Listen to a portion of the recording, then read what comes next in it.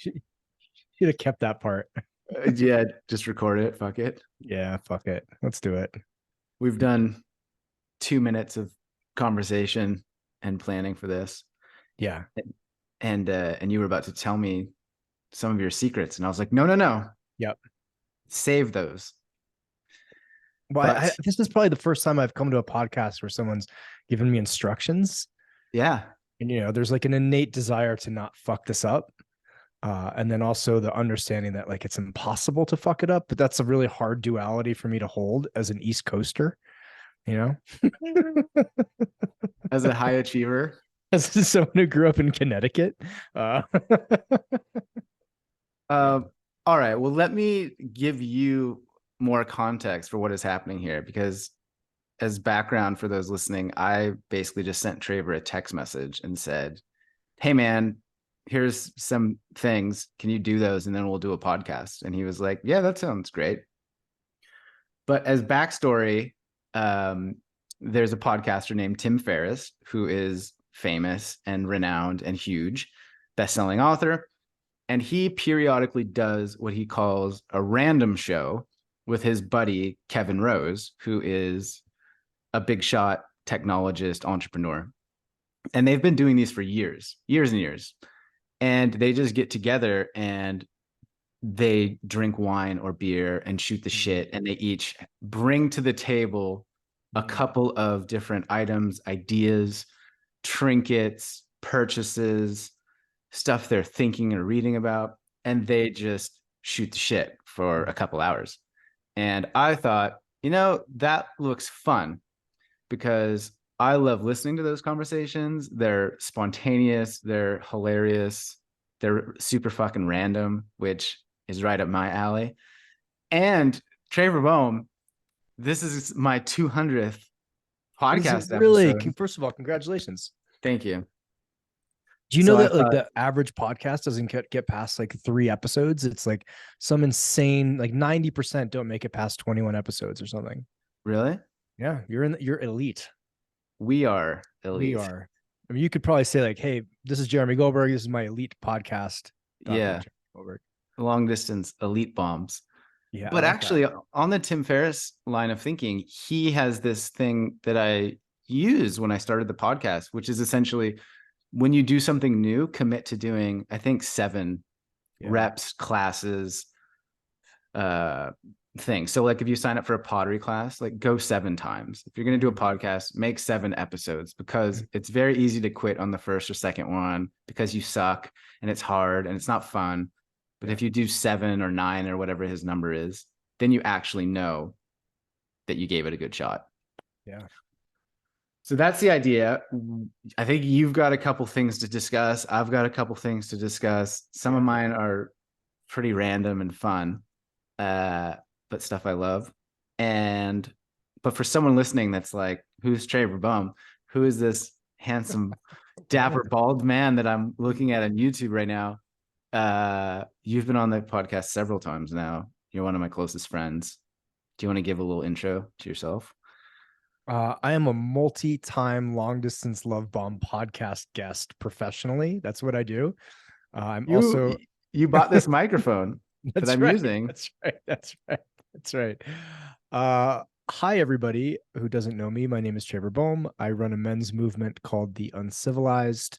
I'm trying to shift the paradigm of masculinity. That sounds big and scary. So I just like to talk to dudes about possible ways they can live differently and perhaps a little bit more holistically, combining like, go out and get some shit done with don't forget to feel along the way. That's kind of Yeah. the gist in it together. Synergizing the divine and the primal.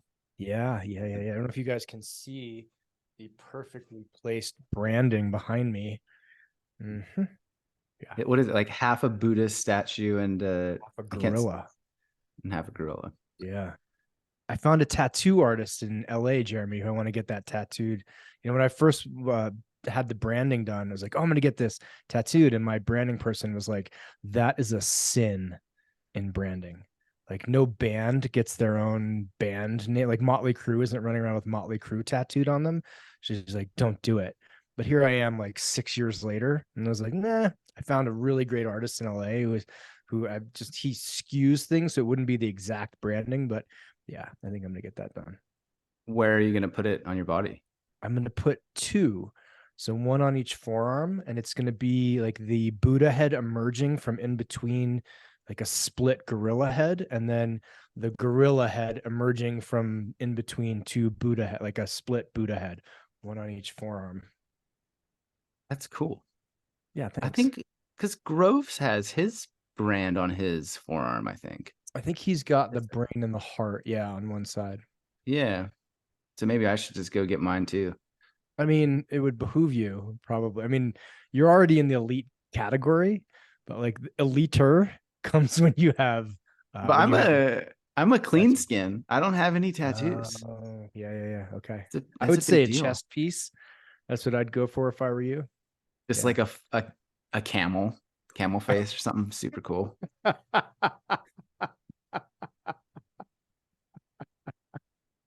you imagine? I got my first tattoo, Kendra. What is it? And I take my shirt off, and it's just a giant camel on my entire front of my torso. Please let me be there It's for that. gum. Yeah, It's big gum please smiling. let me be there for that. Oh man. All right. Well, we're off and running in a random way. Do you wanna go first as the guest to Fire share? away, man. Kick us off. You want me to go? Yeah, yeah, yeah, yeah. All right. So my first one is library books. Oh, And we're going that random. oh, bro, you know me. Okay, Like okay. Let's hear about library books. that random. You thought I would not go full random. I don't know. I was like, like I'll talk about my jujitsu belt. Yeah, yeah. I like Yeah, this. you're Library good. books. Library books. So you can't see me, but behind my shoulder there is a bookcase filled with books. Okay. And everywhere I've lived, I devour books. I'm a reader. I'm curious. I love books. I don't love the electronic books. I've never Hmm. used those. I like holding the physical thing in my hand. Do you listen to audiobooks? No, Really? no, I never have. Really? Yeah, not one. Okay. You're Yeah, old. You're like a classic man. I'm an old man. Like Yeah, 1950s suit with a cigar and like a curly yes. mustache. Yeah. I want Okay. I want to smell the paper on my fingers when I'm done with that book. I think I've told you. May I interrupt and tell and share a quick story? Yeah. You may have heard this before, but the very first time I hung out with my girlfriend three years ago or so, we went on this long hike, and driving out to it was like 45 minutes. And she's like, "So tell me something that not many people know about you." And I was like, "Oh man, what an opportunity to share something vulnerable and real and deep." And so for like 25 minutes, I told her about this condition I have where like the top of my bladder head or the bottom of my bladder head's really constricted. So for my whole life, it would take me sometimes like up to 3 minutes to urinate. I remember it being at a swim meet and a bunch of people were like, "It's absurd. We're going to time you."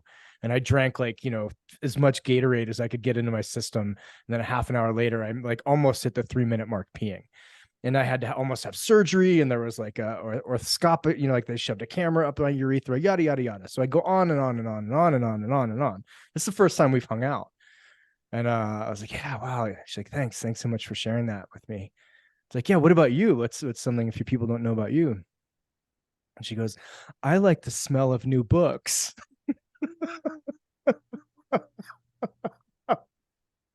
Like, that's what you want to fucking share? I just told you my medical history. It was so sincere.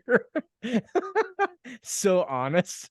Yeah, I might have fallen in love in that moment. But Yeah, please, you guys have a kindred you know uh a kindred love of the smell of the page, let's we call it. do. I actually just sent her a text message like a half an hour ago saying simply, why would anybody put peanut butter in the refrigerator? Because I saw your Instagram story today. Oh, I didn't know the conversation was going to get violent. Wow, this is I, okay. I just full Yeah, transparency. I was messaging your lady yeah, behind my about back. Yeah, just about a very random topic, so it fits the theme yeah. of yeah. Very, very sensitive, and relational disturbing topic. Yeah. Yeah. For those that It's didn't see though, you put the peanut butter in the refrigerator and yeah, she it's easy to queried scoop why you out. did that. Yeah. I did that for a year and then we had a sit down and I was like, all right, I'll try it your way. And then, it like drips on the counter and got all over the place. And so I solved that problem with my elite masculine brain and put it back in the fridge. And this morning it came up again, and we're doing okay. We're trying to figure some things out. Of You're gonna make it through. yeah, someone actually messaged me on Instagram, was like, it's time for a his and her peanut butter. Like his is in the fridge, hers is in the cabinet. Yeah, and I don't know why, but Katie shut that down pretty hard. That seems so reasonable. That's probably why she shut it down pretty hard. You can't be doing that. But But carry on, carry on. back Yeah, to library books. So I have owned and purchased hundreds, if not thousands of books in my life. yeah, And they're not cheap. You pay right. 20, $30. You have to Yeah. pay for shipping. So there's like an environmental cost, etc. And we moved up here to Squamish and I joined the local library. I was finally kind of settled enough where I got my library card. I felt Awesome. like I joined this exclusive membership. Mm-hmm. And so I've not bought a book in so long. And I've noticed there's like two really good benefits directly that have happened to me that surprised me. One is you're on a deadline to finish the book. Like there's a due date. And so it's like, hey, you got 3 weeks or a month or whatever to finish this book. And they send you email reminders. And so Really? consequently, like I read more, I read faster. It is more of a priority for me. Right. And then secondly, if I'm not loving the book, I just stop reading it because I don't feel obligated to finish it because I bought it and I want to get my money's worth. I feel like I've got the whole world at my fingertips. And it's like, I don't have time to read terrible books because I can get any of them Yeah. in the next week or two. So, like, why would I waste time on this one if I'm not loving it? Yeah, there's no what's it, sunk cost fallacy, No, right? no. And it's fun, man. You get the email and it's like, hey, your book's ready to come pick it up. And it feels like fucking Christmas. And I Oh, go there and I was like, hi, I'm Jeremy Goldberg. And they go in the back and they bring it out. doctor, Yeah, doctor. Yeah. Dr. Reverend Jeremy Goldberg. And Yeah. they hand me the book and it's Wow. just like, yeah, Let, let, sweet. let me ask, what's the like punishment for not bringing it back on time? Well, this is it. There is none. They don't fine you? There's no late fees. There's not like a dime a day or something? Nothing. It's The just pun the moral, like they know, they know that you're not a good person. and the punishment is you get a bunch of emails saying, hey, saying, hey, and so several times I have messaged the automated, Uh-huh. email and said, hey, I'm really sorry, but I do have the book. That's the good news. I haven't lost it. The bad news is I'm in Spain right now for another 3 weeks. Mm. And and so then they email back and said, oh, don't worry, like we checked it out for you again and we've extended your deadline. And anyway, I'm just Yeah, dropping that as my first random idea for consideration. I love it. You support the local library. I've gone there Yeah, and worked on my laptop. It's quiet, it's yeah. productive. I just like the idea of having more communities that have libraries. I think Mm. they're important. They often have Mhm. really cool classes or programs for children, for people that want to get involved. Libraries. That's it. I think they also, I don't know if this is still a thing, but when I used to work security, I liked audiobooks and I do like audiobooks. I used to read a ton of physical books, but now I've switched. But I could check out audiobooks from the Yes, library, you right? can. Yeah. And there's a limited amount of those also, Yeah. which I Do think do is you think interesting. the constraint is helpful for you? Of like you Yes. can walk into a bookstore and get anything, but like, oh, the book you want's not ready. You have to wait 3 weeks. Is that good for you? Yeah, it's exciting. And because where I live, the library is very small. And so what I have to do is what's called an interlibrary loan, where it goes out to their network of little libraries throughout the entire state or country or whatever. And then it like takes a while to get in. So it might take 2 to 4 weeks. And then I get my Wow. little alert and it's like, it's Mm. here. Whoa. And I get a little dopamine hit, a little rush. Mm. So there's a delayed gratification aspect. Yeah. I like this. It's red hot. I love it. Right on, man. Right on. So that's Thanks my for one. sharing about the library. Yeah. I grew up going a ton, like going all the time.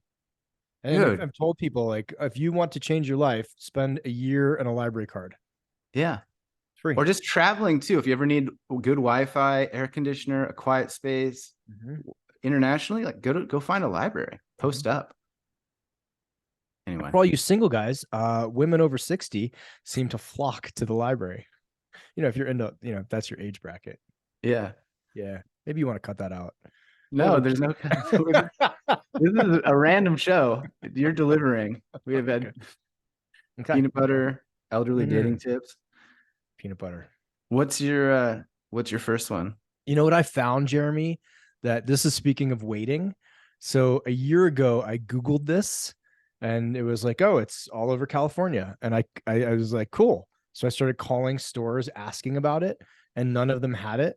And the other day I was in Whole Foods and I walked to their non-alcoholic beer section because I don't drink, and they had non-alcoholic Guinness.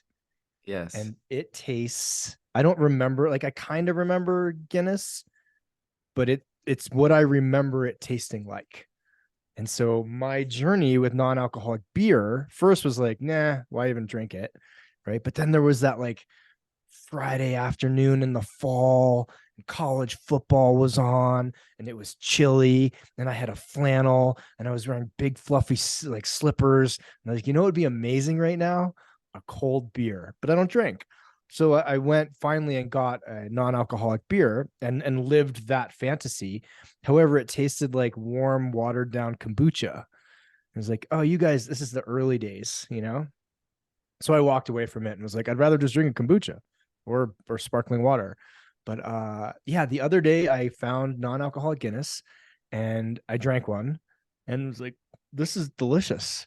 And then there's only 4 in the pack. And then so here's an interesting like thought experiment. Because it's non-alcoholic, I was like, I could drink 16 of these in a day. And I haven't done anything quote wrong, right? Like I can drink one for breakfast. I can wake up and crack a non-alcoholic big Guinness and drink it in bed, and no one's going to be like, wow, you got a problem. But my brain is like, don't do that. That's what people with a problem do.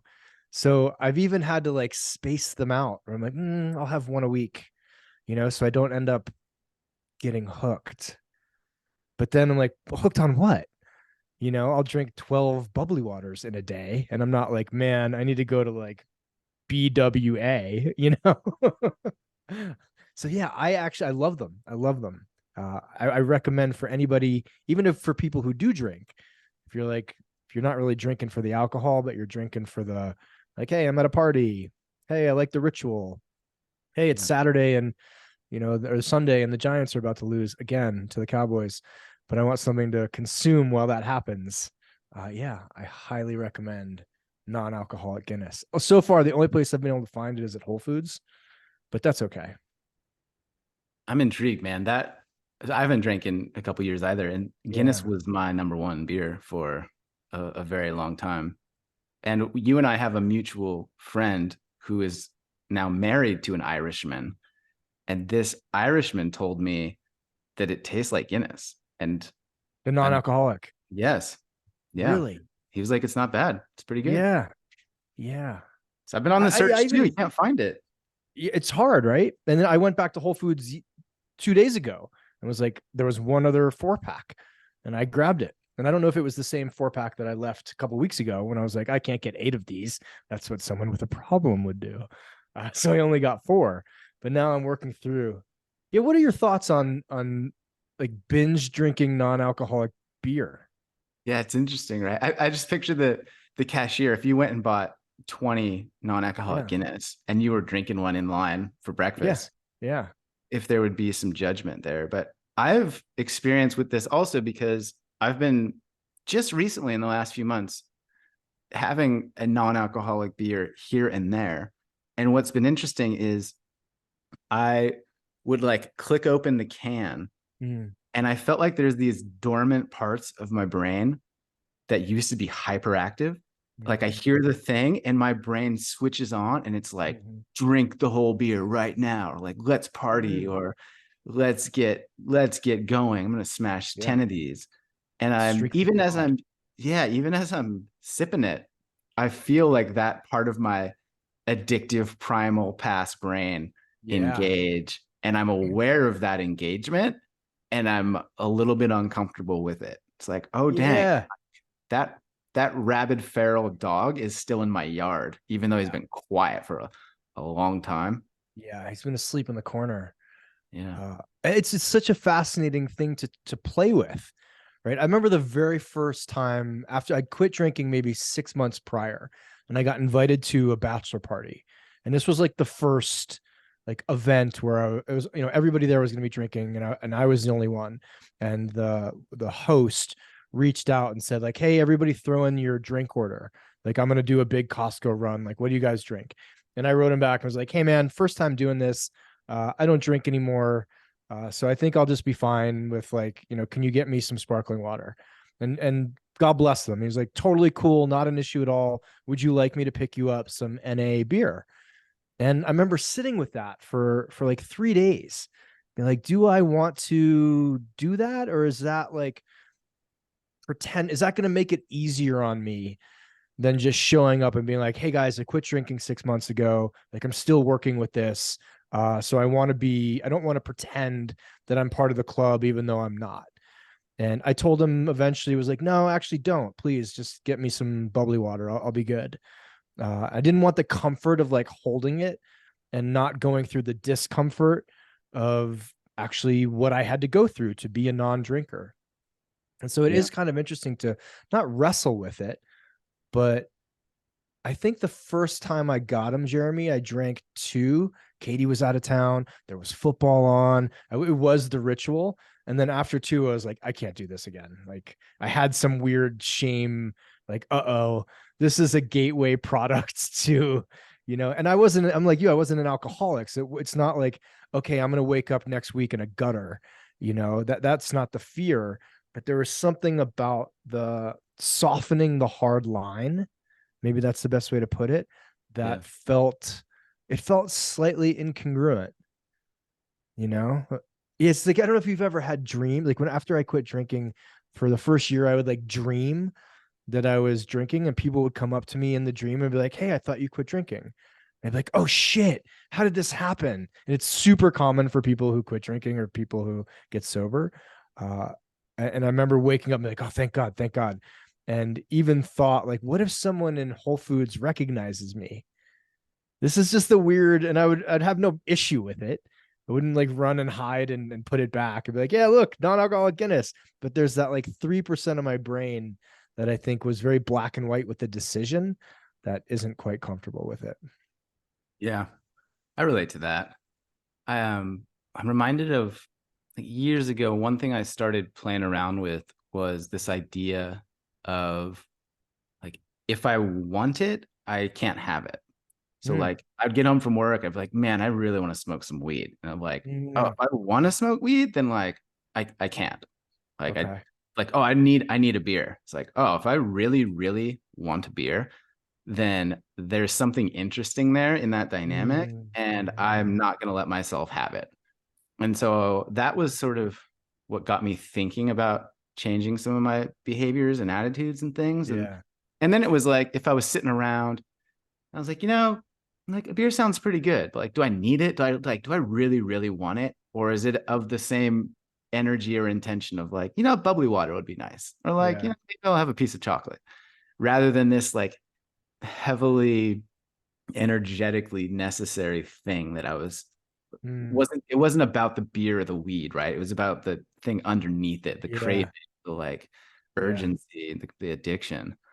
And I think for me, and maybe for you, some of that is being brought up by this non-alcoholic little Yeah. action. It's like, oh, there's still maybe some stuff there, or Yeah. but it hooks in me, even though it's been Right. dormant.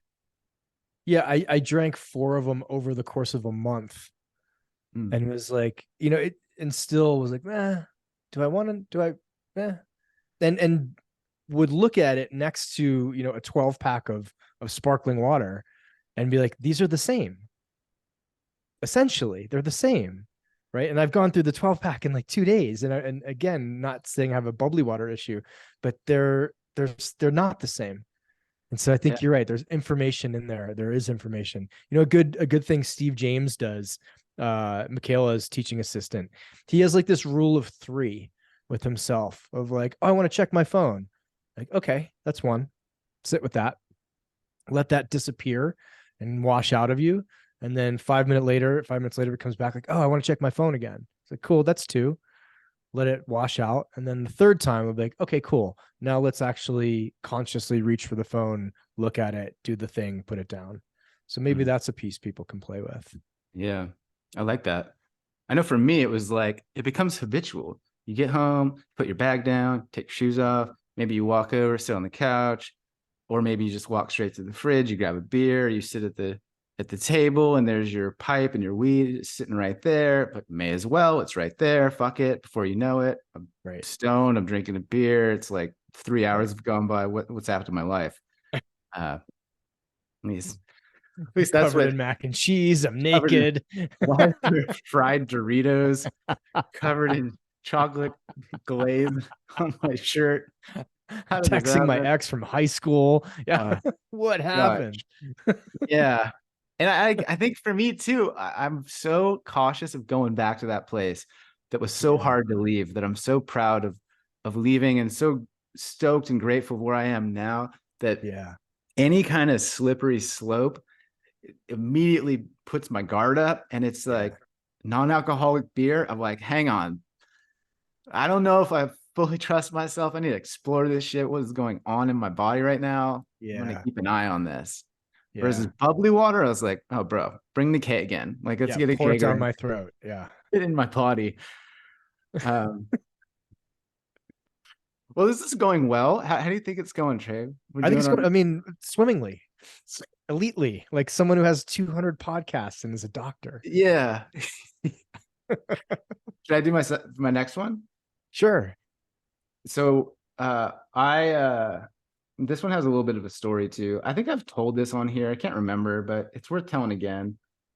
A couple years ago, Kendra Adachi, my girlfriend, got me I think it was a birthday present, and she bought me a knife, a bread knife, Mm. because during the pandemic, like many others, I was looking for hobbies and distractions, and I learned how to make sourdough bread, which I know you eat now because Katie makes it. There was a loaf made yesterday. We did paleo for like 2 months. And so there was no bread made in the house.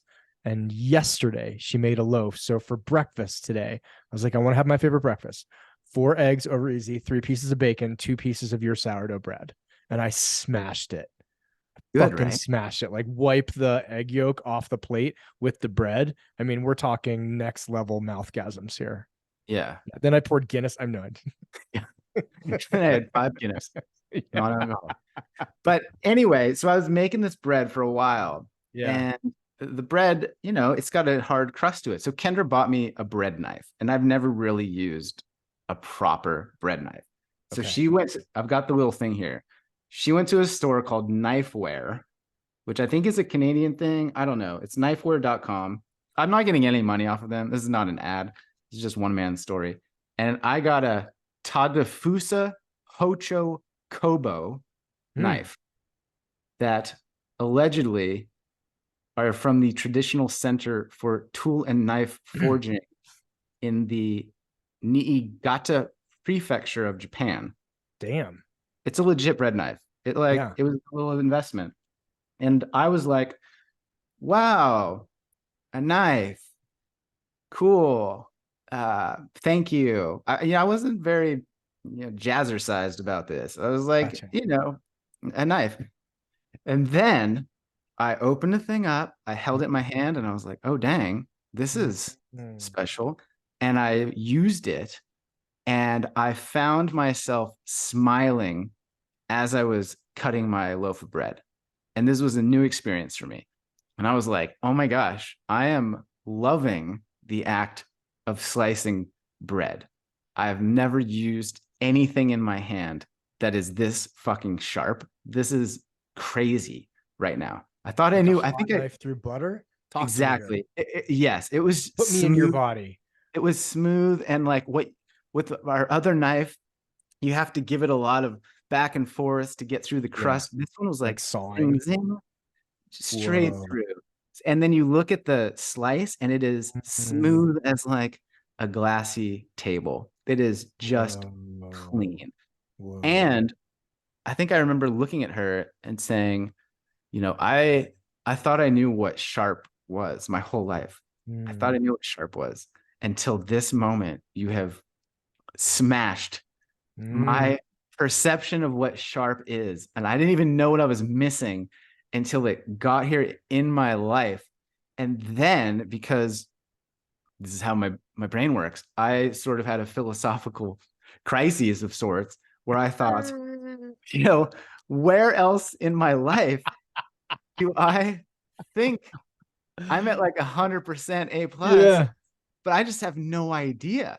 It's like Yeah. my definition of love or trust or nervous Mm, system regulation or connection or joy or bliss or pleasure, where I'm like, what if there's a bread knife level of yeah. a Tadafusa Hochokobo level of all of that stuff that I am missing out on, but I don't even know it. And Like a so I, secret 10x life. yes. Whoa. And it like, I mean, this was 2 3 years ago. I'm still talking about it as one of the things I wanted to bring up because Wow. it made me realize how many little tiny parts of my life too I'm doing things or I'm interacting with things or Mm, I own things that I don't actually love, that don't light me up. Like another mm, very small example of this is on the cutlery topic. I my grandparents passed away, and I sort of inherited their silverware, like their oh, no kidding. knives and forks and Yeah. spoons.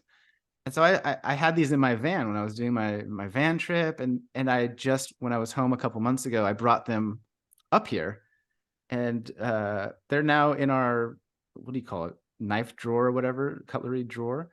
Because Yeah. before we just had plain old, I don't even know, IKEA knives, forks, and spoons, and like they Yeah. worked fine. But now I've got these knife, forks, and spoon, and they have these like little metal engraving on them, so they look Mm, different, they feel different.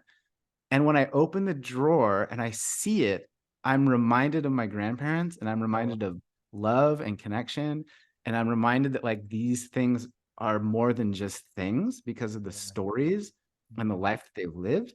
And so now when I'm like using a knife and fork, I feel like I've had that elite 10x level. And so then I'm like starting to look around at other stuff. Like I bought this mug. You can't see it if you're listening, but I bought this coffee mug looking thing. It's a yeah. handmade ceramic one. And I glued this little gemstone where I put my thumb. Oh, wow. You glued it Like, yourself? yeah, It's like yeah, a holder, or you just yeah. wanted, I used to have a mug that had this, no and then kidding. I broke the mug, but I saved the gemstone. Mm, And so now I'm like, I fucking love this mug.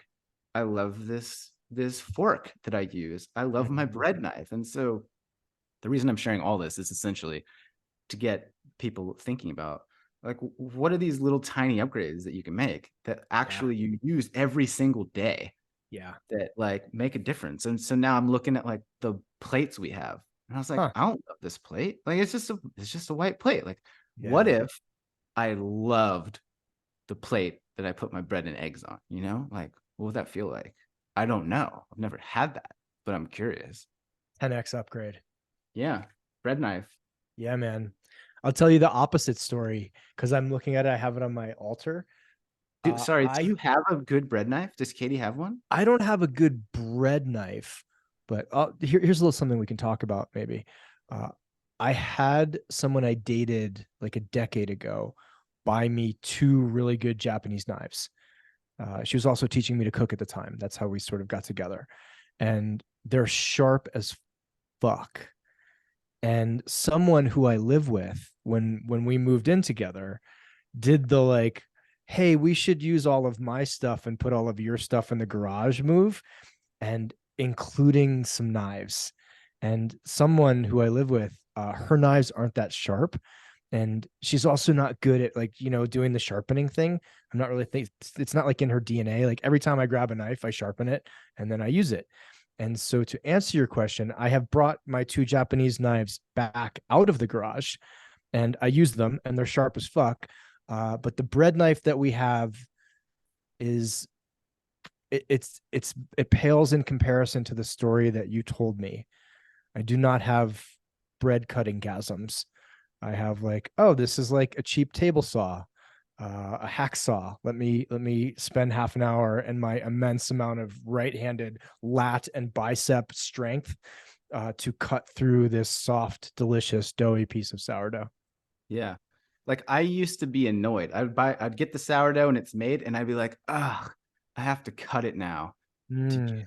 And now I'm like, oh, I get to cut it now. And it's Whoa. actually a sincere thing. But you've reminded Pleasure. me that someone that I live with uh, has a very sharp Japanese knife Mm. and is half Japanese. Yeah. And when we first moved in together, it's like one of the most beautiful knives I've ever seen. The blade is like this textured kind of stained Oh glass. yeah. It's wavy and Mm-hmm, curvy. mm-hmm, mm-hmm.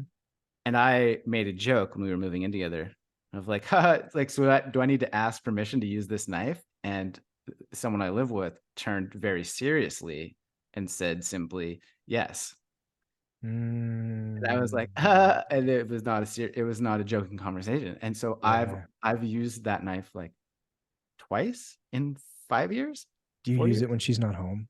You can tell No, us, like, no, okay. Do you just no. take it out and like I mean, hold it when she's not home? you've met my girlfriend. There's You'll just get a text. She'll be like 7 countries away. So what's happening in the drawer? yeah, she would know, man. She would know, and like I think it's like a credit to her boundaries. Where until you just said that, I've never even considered it. It does not even cross my mind. Okay. Uh, but she loves it, and it's another example where when she gets that thing out, she becomes like a chef in the kitchen. Yeah. She's Yeah. just on another level. I hear you. So, Jared, I would tell you on my altar, which is like 5 feet from here, Mhm. I have a broken fork and it broke twice. It broke 3 times. 2 times we super glued it together, and then the third time I was like, okay, it's time to retire. But it is my childhood fork. It's like from the cutlery set we had in my family, like all of that got thrown out. And I remember grabbing a fork and be like, I'm keeping this. And I used it for, I'm 47 years old.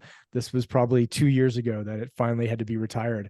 And it traveled with me everywhere. And if I was eating a special meal, like, okay, I'm going to make some delicious gluten-free pasta. Like I'm busting out the childhood fork. And it just made it all the better. So I feel yeah. I'm just a little heartbreaking the third time. I was like, okay, you're Yeah. now on the altar. I love that your special meal is delicious gluten-free pasta. I grew up allergic to wheat. Oh, that's right. So from like age 5 to 28, I just couldn't eat pasta. Or if I did, it was like the shitty buckwheat that would, it was just awful. So now that gluten free is amazing. Yeah, I'm having like a resurgence of my 20s, like all the pizza and pasta I didn't get to eat. Yeah, I'm eating it Yeah, now. you've got the non-alcoholic beers as well going. Yeah, yeah, yeah, yeah. Celebration. Gluten-free apple pie. Man, it's like imagine not eating that stuff for decades and then being able to. It's pretty goddamn And good. even worse than that, just watching people eat it and love it. Forever. Like, sir, would you Forever. like some dessert? We have a homemade apple pie. Yeah. Can't. It shaped so much of my probably personality. Whereas I remember there was a time for probably 5 years, like I wish we didn't have to eat food. I wish food was like not a thing for humans, that I could just take a pill and get my nutrients. I would just do that, which is rough. Yeah, like the Now, Jetsons. Do you remember that? yeah, yeah, yeah, yeah. Or They like would. the Matrix, the slob or the slosh or Wow. whatever it was. So you were Yeah. at that level of disdain for food. Yeah, because it would if I did eat a lot of stuff, I just get sick. So it was like, okay, here we go. Like, let's eat dinner and then feel like shit after. Or let's go to school and have the peanut butter and rice cakes and have everybody make fun of me until I got to be 190 pounds and know how to choke people. Yeah. Not laughing now, are we, motherfuckers? So There's it still a did. little bit of stuff in there, probably. I So could your work out. diet did shape you though. Like it gave you a bit of an edge. yeah, it just made like I was used to things being hard. I was used to not having pleasure. Like it took me a while to grow into someone who could like accept pleasure in food and other, unless it was like, getting drunk or having sex. It just, life wasn't pleasurable. Yeah. That's wild, man. I remember I had Leanne Rhymes on the podcast, and she was talking about, I can't remember what she had. She had some body autoimmune, like psoriasis, maybe, Yeah, I think it was, right? like super Yeah, painful. And she said for yeah, years and years, it hurt to be in her in her skin, like in her body. yeah, I remember her saying something like, "How do you learn to trust your body when your body is associated with pain?" right. It's like, oh, same for you. It's like, Brutal. how do you develop Yeah, a relationship with food when food equals discomfort, pain, resentment? Like that's a yeah. whole thing. We can go down a wormhole, man. When I did an externship in acupuncture school, I worked at a pain clinic, and just to feel and see what chronic pain did to people Mm. was eye opening. Just the weight of like every moment from the moment I get up to multiple times a night when I can't sleep, like my life just sucks. There's like a lead blanket on them. And if our job was to try to like take the lead blanket off for an hour, that was it. Like, can I make you feel okay for an hour? Fuck yeah, I won. I won the game. Uh, but it's absolutely brutality. Yeah, so many people are dealing with shit like that they don't get. In Dewey's levels of like, is the world okay? Am I okay? What can I do? How well can I do it? I think most of the population's stuck in like, am I okay? Or is the world okay? Mm. And it's a privilege of massive scale to not have something that you're currently dealing with that's chronic yet, knock on wood. Yeah. Yeah. All right, man. Do you have another one? Yeah, I I did can I actually did knives and library books. I have something to tally off of a knife, and I'm not do this is so I haven't given it to him yet, but I doubt he's gonna listen to your podcast before I give it to him. But I Yeah. had this made. You see this? Whoa. Jesus. Yeah. Is that So for for days? those who are just listening, this is a handmade hatchet It looks that, like an axe. It's beautiful. The wood is yeah, the very wood is detailed. hundreds of years old. So this is made by a guy named Dan Altavia. It's Bushkill Blades. And I had this made for Dewey as his 73rd birthday present. And Oh. I haven't had a chance to give it to him yet. So this, and the guy carved in the uncivilized symbol on the sheath. And this is a dude who, so for maybe 20 years, I've been on and off an MMA forum. And it's just like guys talking about MMA and guys talking about fighting. And when I was fighting, it was like you go there, there were pro fighters on there, you get to talk to people. But there was another side of the forum, which was basically just dudes talking about random shit, from politics to women to cars to dude stuff. And one of them was a knife maker. And over the course of the 20 years, we communicated a couple times. And when I moved out here and wanted to get into knife making, I chatted with him, and he would always do these like raffles on that forum. Like, hey, here's the knife. Who wants it? Like, anybody throw in $20, I'm gonna pick a name out of the hat. And so he handmade that. And I think Dewey's going to appreciate it for a number of reasons. But one, the wood is like a couple hundred years old, of the handle. And then Can you hold two, that thing back yeah, up? Sorry to interrupt you. it's okay. Let me Can you get a see good. it? Yeah. It just looks fucking cool, man. And then you Right? have your symbol carved into the or burned into the leather. Yeah. You put a little design around it. It looks like a That piece of art. badass, Yeah. right? All handmade. You can just feel it is weighty. Like this thing weighs, 6, 7 pounds. Yeah. Uh, I love the fact that it's just made by hand. Like I've Yeah. I've made a knife before, and it took me a weekend. And were it not for the instructor's help, it would have looked like someone who has seizures and a lot of head trauma made a knife. But he was like, "Come here, come over, have a seat on my lap," and would like fix it, 20 times to make it look like it's an actual blade. So the idea that someone sat there and like pounded this thing out and then shaped the wood and then sharpened the knife, and then handmade the sheath, and then burned in the symbol. Like there's, 20 hours, 30 hours of work into this thing. And I just appreciate that. I think especially how much of our lives and work now is over the internet or staring at a screen rather than like a hammer, an anvil, a piece of steel, and elbow grease and some old school mastery. Like he showed me some of his earlier knives and they looked like my first knife. He's like, it'll take you a dozen before you're even proud of it at all, and that's okay. But that's a dozen weekends of trying to make art out of steel. So yeah, I really love this thing. I was like debating. Don't tell Dewey if you're listening to this.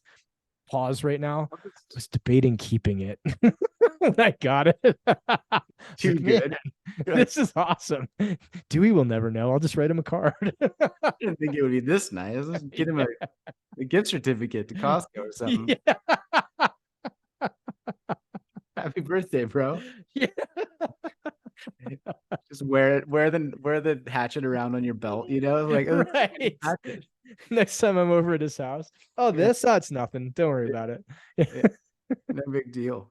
You just reminded me, after I got this Tadafusa Hochokobo from knifeware.com. Yeah. Kendra said, "Oh, there's a documentary that they made about the creator or the what do you No call it? kidding. Yeah, the blacksmith or whatever. What's the Yeah. name?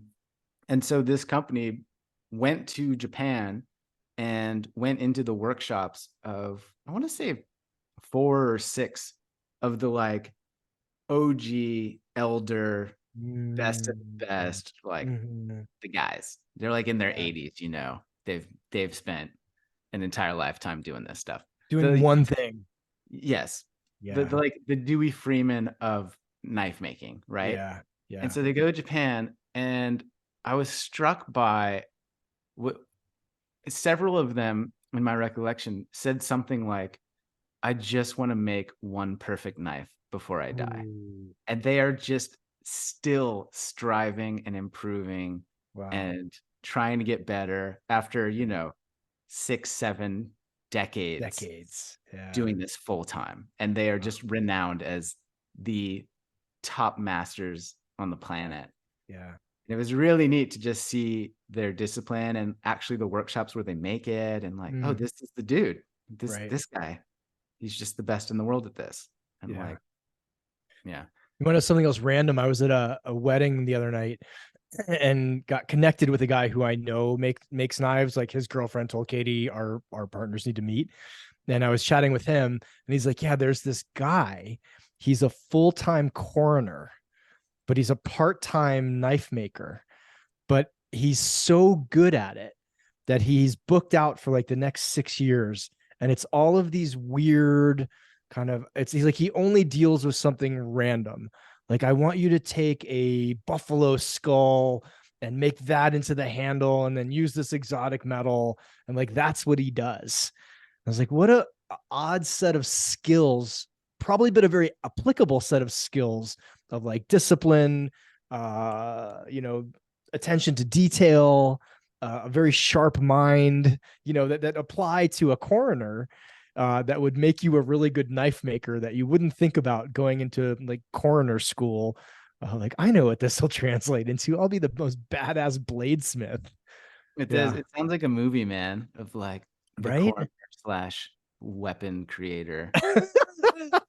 But it reminds me too of was it Kill Bill, where she goes to Japan to find the master sword maker, and he's like a chef or something, and she's like, I think so. I need to kill a rat. And then they go up like into his attic or whatever, and there's all these beautiful Hattori Hanzo, I think was his name. And he's just like a genius at that. Yeah. It's Would you think you're gonna have like a secondary genius, Jer? You think like bread making is like eventually you're gonna be like, wow, he was such a good writer, but like his bread is now like served in royal gardens when world leaders meet. You think you'll have something like that? It's interesting because I have considered the possibility of that, not necessarily for bread, but Well, like, first of all, yeah, I mean, that would be cool. And there have been various people over the last couple months that have told me, or Kendra, because I've gifted it to people, like, hey, here's a loaf of bread. They've Yeah. said, I will buy this from you. Can I buy one of these once a month? I'm sure Yeah. you know that recipe that I gave Katie is legit and It's so good. It's so so good. good. Yeah. But I used to be a scientist. I worked for Okay. the Australian government on the Great Barrier Reef. Like I got paid to scuba dive. That was a completely different life. And Sure. now I live in Canada and I work in personal development and I have a podcast. And so for me, and I'm sure for you also, like you were executive bodyguard, you were acupuncture guy, you were cage fighter guy. We all have these different chapters. Sure. And I'm intrigued by, looking back 10, 15 years ago, how much I've changed and how much Mm, we've all changed. And for then sure. projecting that into the future, 10 or 15 years, Right. who might I be? And I started really thinking about this a lot after I read a book by Henry Schuckman. Mm. And Henry, I heard about because he was on the Tim Ferriss podcast twice, recommended by Kevin Rose, actually, Oh, no who kidding. those are the two guys that do the random show that Yeah. inspired this conversation. And Henry Schuckman is a Zen master. I think he's based in New Mexico. And he wrote a really cool autobiography, Mm. memoir about his life and like how he got to be this very well regarded, Yeah. renowned Zen master. Mm. Like teaches people, has the whole location. And like that dude was not a Zen master from day one. He was like a normal dude, Right. had his issues, living a normal life, a series of odd coincidences. He follows his hunch, Yeah. blah, blah, blah. Life happens. He's a world renowned Zen master, meditation teacher. And so I was thinking about that in my own life of, I think I even told Kendra one day, what if I became a meditation Zen master? Like that's Mm. Mm. possible. I went Mm. and did a Vipassana retreat last year, which Right. is a 10-day sit, very difficult. But I had this moment that you just described of, like what if that was my future? Or Yeah. what if I started a bread company and that became my next chapter, so to Yeah. speak? Yeah. I don't know, but I think I'm open to the idea of it. I don't view my life in the way that those 80-year-old Japanese knife makers are like, Mm. this is my thing. I'm laser Right. focused. I will do this until the day I die. I'm very Yeah. much on the other side of the spectrum, actually, which is, does this still light me up? What's calling me in this direction? Like, do I want to be a pilot? Do I want to study massage? Do I want to be a Yeah. painter? Like, I don't know. Do you have like a kernel of a thought of what it could be? Besides, obviously, elite bread. Besides elite bread. That should be the name of your bread company, by the way. Well, no. Do you want to know the name? Tell me. Picture this. Okay, hold on. Wait a minute. Let me get. All right, I'm ready. Long distance loaf bombs. Like a loaf of bread? I'm gonna go with elite bread. I love Elite your name, and yeah, I just long distance loaf bombs. from a It's like branding perspective, yeah, yeah, yeah. if I just had like a tab on my website that said bread and it was, Bread. here's my products. It would be a curiosity for people that like go on your page or on Yeah. your site and like, what Yeah. What? bread? It's like knitting, you know? Hmm. But I don't, if I had to like make a wild guess, I don't even know. I feel like writing is perhaps my version of knife making. Like Mm, that has been a mm, unifying skill for from my sure. science career. Even when I was like sort of a vagabond, adrift party guy, I still had a blog and I loved Yeah, writing and sharing stories and sending emails home to family. And yeah, that's kind of the core thing that I really do enjoy. But the consequence of that is that it's directly applicable to any right, profession. Like you right. could do anything and use writing in some way to Yeah, communicate, describe, sell, market, yeah. discuss. Like, so I don't Or just know. to even just express. Yeah. right? It's What about I agree with you because it's a through line, but it also is, it's like it's the secondary thing. You want to have an interesting life to write about, yes. or an interesting set of topics to write about, rather than, so it's almost secondarily or secondary to whatever else you decide to delve into. Yeah. You know what? I'd be curious to hear your answer after I share this part. Mm. But my buddy Brendan, who Hmm. we walked Hmm. across Spain together on the Camino that I lead. And the other day, he and I were messaging just some silly back and forth of Yeah. like, man, when we're 60, do you want to just meet in Spain and open a hostel and Yeah. like on the Camino and just like run a hostel together? And like, man, that would be fun to just be like a hotel owner in Yeah. Spain. It's like living that life. So I don't know. Do One it. day. Yeah. What about you? If you had to like predict a radical career shift or like identity in the next 5, 10 years, 20 years? Is there You anything know, that it's such an odd thing to say because go it's such on? an, like, as these things are, it's like a very hard deviation. And this is gonna, it may sound super morbid, but one of the two of the most impactful experiences of my life were, one, volunteering in hospice for the year. So working with people who were dying, like, that changed me. It rewired my insides, and it rewired every way I look at life since. And then second, being in the dark for the month, the period where I thought I had died. And that experience with death also rewired my insides.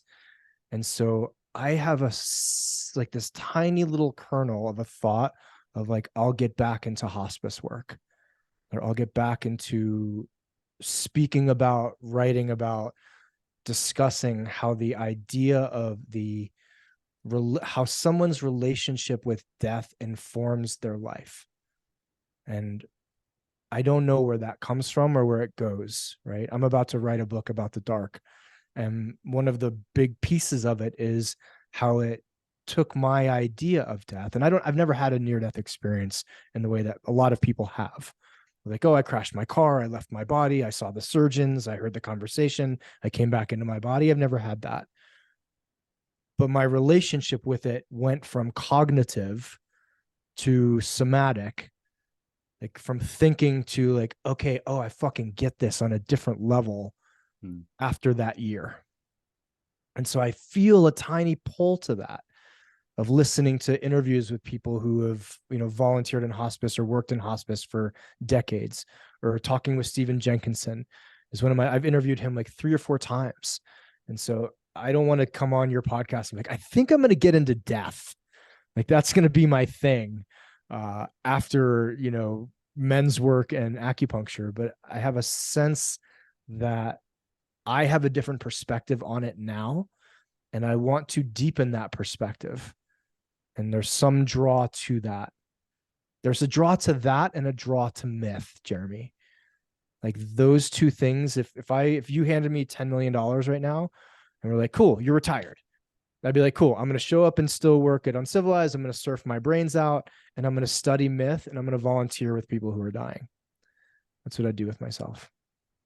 Do you currently volunteer? I tried but COVID happened. Oh, And yeah. so there was a lot of obviously stuff put into place when COVID happened. Like, when I was volunteering, they would stop us at the front door and be like, "Do you have a cold? Do you feel sick in any way? Do you have a fever?" And be like, "Nope, I feel good." Like, okay, come on in, Hmm. because any little thing in a home with people of um that quality of illness or whatever they're dealing with, like the flu will wipe out an entire wing of a hospice center and kill 50 people, you know? So no, I haven't. And my life wasn't set up for it. They're like, can you be here for a year? Because you don't want to be introduced to people and be like, cool, I'll be back in 6 weeks. Cool, I'll be back in 3 weeks. But it's something that sits with me in a very different way than it did prior. Yeah, it's like that little heart whisper I talk about. Yeah. There's something there. And I feel like for the culture, like, I'm able to do a lot of the things I do in the world because of that experience. because I get it. Like we are all going to end up there. And it's not this thought of like, someday I'll be done, It's like, no, that's close to my consciousness. And I've also worked with people and said, the reason you're afraid to do this is because you haven't realized yet that you're going to die. That's why you're scared to write the book, ask the girl out, go on the trip, do the things. Like, you don't get it, that thing is going to be here faster than you know. And that's what got put in my body from those two experiences. Yeah. I remember in one of Stephen Jenkinson's book, he talks about giving a presentation and asking how many of you know that you're going to die. Like everybody raised their hands, and then his follow-up was something like how do you really know? Like you know based on your decisions, how you spend your time, etc. And like when you actually embody mortality, it's a different life. I have a podcast I would recommend for you. I Cool. interviewed this guy called Jeremy Allen, or maybe have him on your podcast. I can intro you. He is a funeral home director and an embalmer, of bodies. And he runs something called Grief Ed. Canadian, great dude.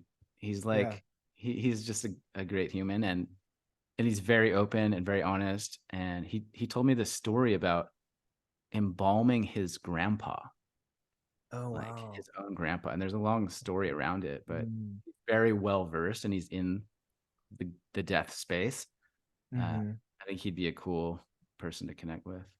Or you can just listen to my podcast. Sure. Jeremy Allen. Yeah, send it to me, please. How are we doing? How are you doing on time? I got a little more time. Are you enjoying one more?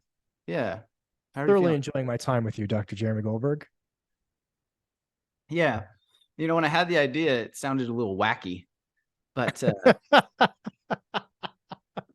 because there's so much, man. Like, we have podcasts and you talk about serious kind of topics and relationships and trauma and all the rest. And it's like, I've really enjoyed listening to the Tim Ferriss ones where it's just a couple of dudes shooting the shit, and it's very refreshing. And it's like, this is a nice like palate cleanser.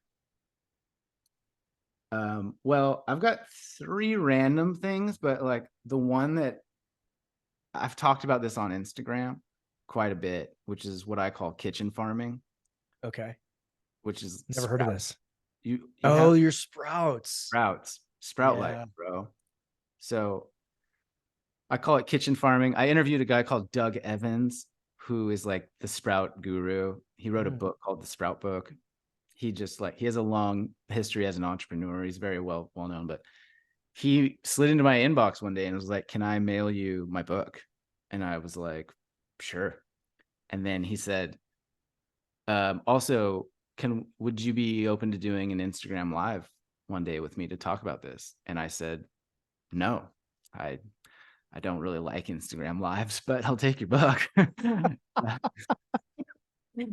Why don't you like Instagram lives? I just don't love them, man. They just don't light me up. And like, this was a guy I had no interaction with. I didn't really know about him. And I was like, no, I'm not going to give you time. And I'm not going to like expose you to my audience. I don't fucking know you, man. Yeah. But long story short, time went by. We connected. I had him on the podcast, a full interview, like it worked out. But anyway, sprouting, I call it kitchen farming because it just feels like much cooler. And essentially you buy seeds on the internet and then you put them in a jar, and there's a lid on the jar that has like a metallic or plastic screen. And you very simply, very easily, I have it in my dish rack, in 3 to 5 days, grow fresh broccoli, alfalfa, etc. sprouts in your kitchen. And it is super fun. You get to watch stuff grow. It's delicious. It's vegetables and like sprouts, because I read his sprout book. Sprouts are like one of the healthiest things you can eat because they're like dense. They're packed with all the like good stuff that's been like enlivened from the seed, so they're like really, really healthy. And then you go to the store and buy them, and they're like expensive, and they're kind of old and a little like limp. Whereas this is like, I put it on everything, sandwiches and eggs and omelets. Like your breakfast, I would have just like dumped a bunch of sprouts on there. Then I feel like I got my vegetables. And it's easy. It's like 2 minutes a day. So I'm on the full-on sprouting parade. Like Train. I'm on the train, man. I'm like the How many assistant. different kinds of sprouts are you growing at the same time? Well, I was talking to Wow. glad you asked. I was Hold the fuck on. You may want to sit down for this, people. I was talking to Kendra the other day about that I need to go and buy another jar. Like I have a big jar and I have a bunch of Yeah. little jars.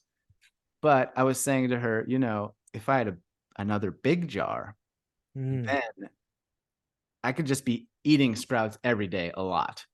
And so I don't know. I bought like 6 different kinds of sprouts from this website, and then they just arrive. And so I have like a cupboard Oh, that has a broccoli mix. So broccoli apparently is like very healthy. Again, like warning, disclaimer, I'm a knucklehead. I'm not a health expert. Don't like trust what I'm saying here, but from what I've read, my understanding is sprouts and broccoli sprouts in particular are very good for you.